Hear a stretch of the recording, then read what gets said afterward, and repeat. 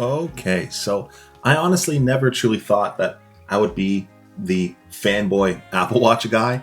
And I recently reviewed it and I already loved it just from a technological standpoint, but I love it a little bit more now, having spent more time with it, but sort of for different reasons. For myself, I don't know, I've always sort of had consistent screen time issues whenever it sort of comes down to doom scrolling social media or otherwise reading a newsfeed where good news is never really the news that's actually shown to us, but more so all that other stuff. And for me, it ends up just sort of being a huge dampener. With that, I sort of like to hop off my iPhone or my Android every now and then. And one of the things I've really grown to love is just a solid digital detox because it helps me sort of reset my brain instead of just typically reaching for a quick dopamine hit. For me personally, at least, it just really helps me disconnect and be more present with my family, or otherwise I just enjoy some of the more mundane things from the day-to-day life and otherwise not always just having a phone on my face all the time.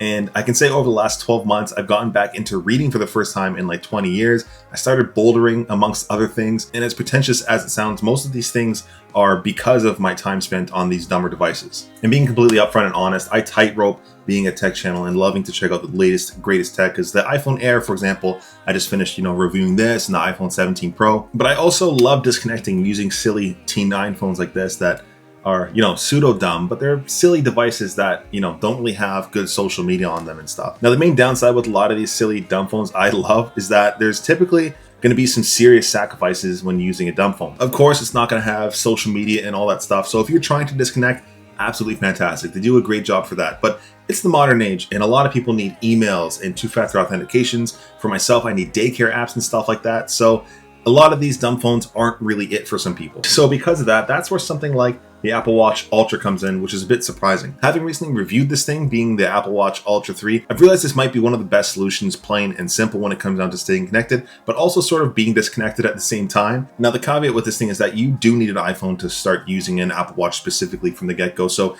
it can be a newer iPhone and you're just trying to sort of disconnect or whatever. Otherwise, you can use an older iPhone, which is, I guess I have the 13 mini here, which is a 4-year-old device. It doesn't really matter how old the iPhone is, as long as it can sort of connect with a Apple Watch, you should be good to go. Even if you're tossing this in a drawer and not going to be touching it for a couple weeks or whatever the case may be, you do need an iPhone to start with an Apple Watch in the first place. This video specifically, I'm using the Apple Watch as an example, but for anybody using Android, you can use Pixel Watch or whatever the case may be. It'll mostly do the same thing. Likewise, the best part is if you are trying to set up a cellular number on your Apple Watch, it's actually incredibly affordable. Typically, it's maybe $5 or $10 extra to your smartphone plan. If you have one of those, you can typically just add it through your carrier pretty quickly. Otherwise, if you don't want to do that, you can always use certain dumb phones that you can hotspot your data plan and put that towards your watch, which is something that I do very frequently if you're thinking about sort of a hybrid setup. Naturally as well, one of the main things you might need when it comes down to swapping from a smartphone to an Apple Watch is still going to be calls and text messaging. For myself, I've got 2 kids and a wife at home, so I need to be reached pretty much at any point in time. That is going to be a non-negotiable for myself, so I'm stoked that an Apple Watch still lets me connect easily. If there's an emergency or if I got to pick up the kids from school early or whatever the case may be, I can still be reached through my Apple Watch. The best part is, for me at least, as somebody who's deep into the Apple ecosystem, between my iPad, my MacBook, and of course the iPhones whenever I'm on them, the Apple Watch still carries full iMessage, normal phone calls, or otherwise I can use things like FaceTime audio. Of course, you're not going to be putting this up to your ear like a real phone, of course, but it does still have a built-in microphone for calls, or otherwise the speaker is actually surprisingly clear when it comes down to making any sort of phone calls. And same as you would for an actual smartphone, you can always just sort of connect this with a pair of earbuds or AirPods and talk wirelessly and be fully connected as you would a normal phone. I will say texting is where things do get a little bit more finicky, mainly since this is going to be a smaller screen. And despite the smaller screen, surprisingly, an Apple Watch seems almost easier to text than using a dumb phone. Let me just get it here. This, if you guys remember T9, I don't know how the hell we got down with T9. Some people were quick with T9, but if you ever use one of these satisfying flip phones, texting on here sucked. But Apple Watches, they're actually surprisingly fantastic. In this case, at least, the specific one that I've been using is the Apple Watch Ultra 3. So it does have a bit of a larger screen compared to a lot of the other Apple Watches, and definitely compared to my older Apple Watch. But swiping and typing works well enough. Otherwise, you can always just dictate with your voice if you have the opportunity to do so. I will say I've used this Apple Watch both in my pocket, but primarily I have been using it on my wrist, as you would a watch, of course. And despite the Apple Watch being on the larger side of Apple Watches, this thing is still absolutely tiny. I'm going to talk more about the size and build of this thing, but first I do want to give a huge thanks to MOFT for sponsoring a portion of today's video. Since getting this watch, at least, I have been using MOFT Snap Duo watch band, which has by far been my favorite watch band. For me, the band my Apple Watch came with was the Ocean band, which I found found to be a little bit too bulky and uncomfortable to use while doing any sort of keyboard or desk work, and in general, it just wasn't too comfortable. The Snap Duo band, on the other hand, is light and supple, and it's sort of made of this soft pebbled silicone, and comparatively, it's far more comfortable to use, especially for those long days I have my watch with me the entire time. This entire strap, at least, is magnetic along the entire way as well, so I can wear this as tight or as loose as I need to, depending on whatever I'm doing that day, and it is also secure enough whenever I'm doing things like rock climbing or otherwise lifting. The best part is, as well, is that this does come in a whole bunch of colorways, which can actually be mixed and matched as you need, or otherwise reversed with your dual snap color of your choice. My go-to is the Vast Black and Stardust, since I can reverse this to be all black like I would typically use, since it is a little bit more subtle, or I can still swap this to the brighter Stardust side whenever I feel like having a little bit more of a lighter color. If you do want to check out the Snap Duo by MOFT, I will have this linked down below. I really do dig it, and I do appreciate MOFT for sponsoring a portion of today's video. Now, getting back to talking about the size of this thing, this is where it actually really shines ahead of even the dumb phones I've been accustomed to, because it really is just so small. I absolutely love tiny tech, and it infatuates me so much. I love tiny iPods, I love tiny dumb phones, I love my MacBook Air, I love my iPad mini, my 13 mini. I think you guys get the point. I really do love small tech. And I think when it comes down to Apple, this might be their tiniest cellular product, which I can definitely appreciate. And nothing's stopping you from just having this watch in your pocket solo. Although I imagine most people like myself would probably just rock this on their wrist like a normal watch, as it's meant to be. Considering this does as much as it does though, in the tiny form factor that it is, it sort of feels like a small gem or pebble in your palm, barely noticeable on your wrists and almost non-existent in your pocket. Not many people care about this, but again, I am a little bit more irrational for my love in small tech, and this is definitely a good one for me. Now, one other thing when it comes down to this compared to some other dumber devices is I can't help but be completely enamored by the fact this thing has full Apple Music.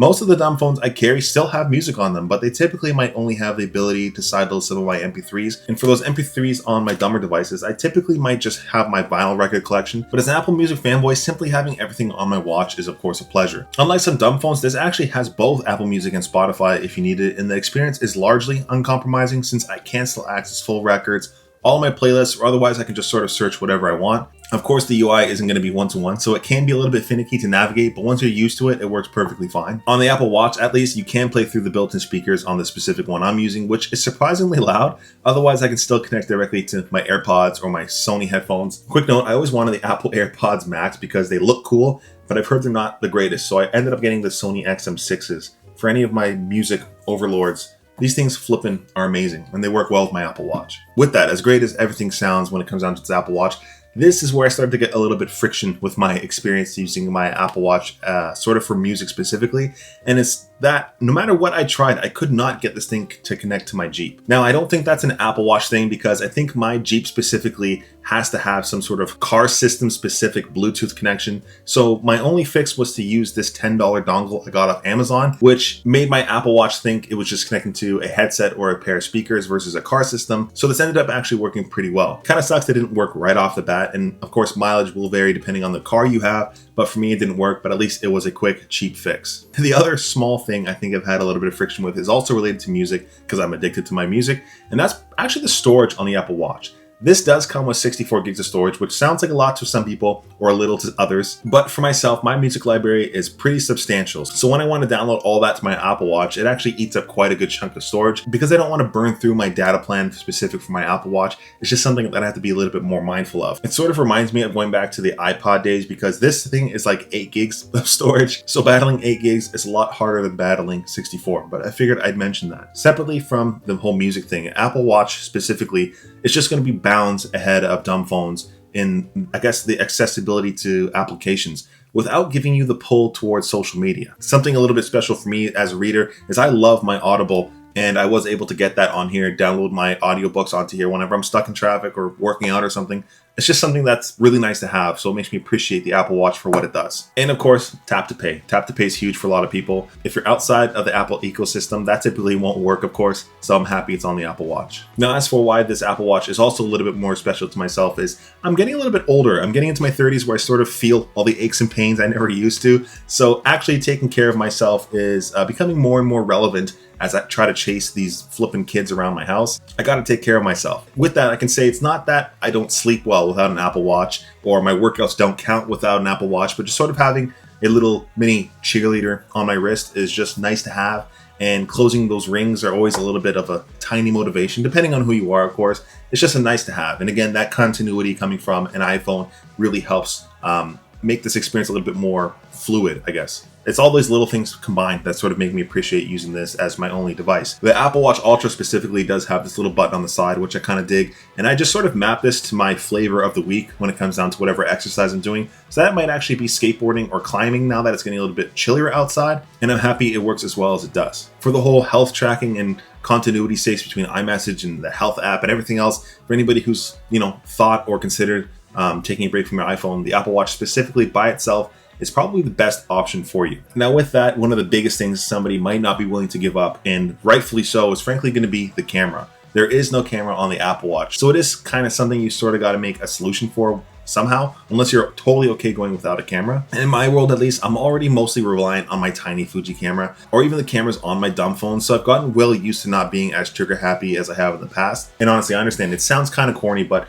in the world of perfectly sharp, beautiful, amazing images that our smartphones take, whenever you snap some photos with a dumb phone or a lesser perfect, camera, it stands out a little bit more and has a bit of a charming aspect to it. That might make me sound like a pretentious asshole, but that's just something that I think. The photos I take on my Modita or my iPhone 3, I flippin' love them. Otherwise, of course, my Fuji camera is flippin' amazing. Using this a little bit more over the last year and a bit has not only sort of given me, I guess, a new hobby, but I'm less quick to just smash my shutter button as I would on my phone. I sort of think about my compositions when it comes down to photography. I think more about light and shadows in my photo, how everything sort of sits in the frame.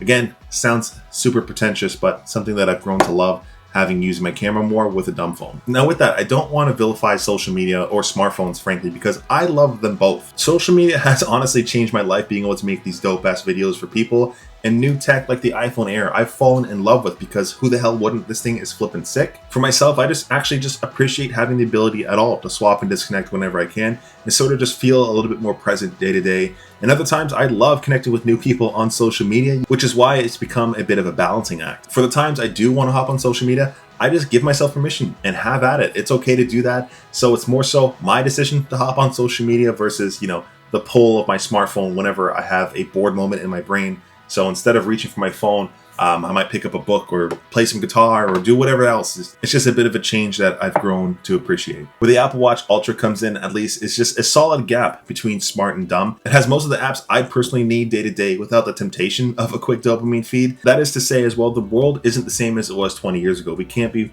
walking around with T9 phones that just call and text, because that's simply our reality. The world is always online. And that's also not a bad thing. And I've said this in the past, but just allowing myself to sort of slow down in a world that's always speeding up truly is amazing. And I truly believe there's a place for dumb phones, if not my Apple Watch. Still, this Apple Watch or any of the Apple Watches really are incredible, amazing pieces of tech, and I really do love them. And for anybody else who sort of wants to give it a try, I think you'll like it as well. But honestly, I'd love to know what you guys think. Would you ever consider using an Apple Watch as your main device? It was sort of surprising and impressive, so I really dig it, and I am a bit of a fanboy. I'm sorry. The Apple Watch is a little bit surprising. Anyways, yeah, if you guys took anything from this video, a like and a sub goes a long way. I really appreciate you guys hanging out to the end. Till next time.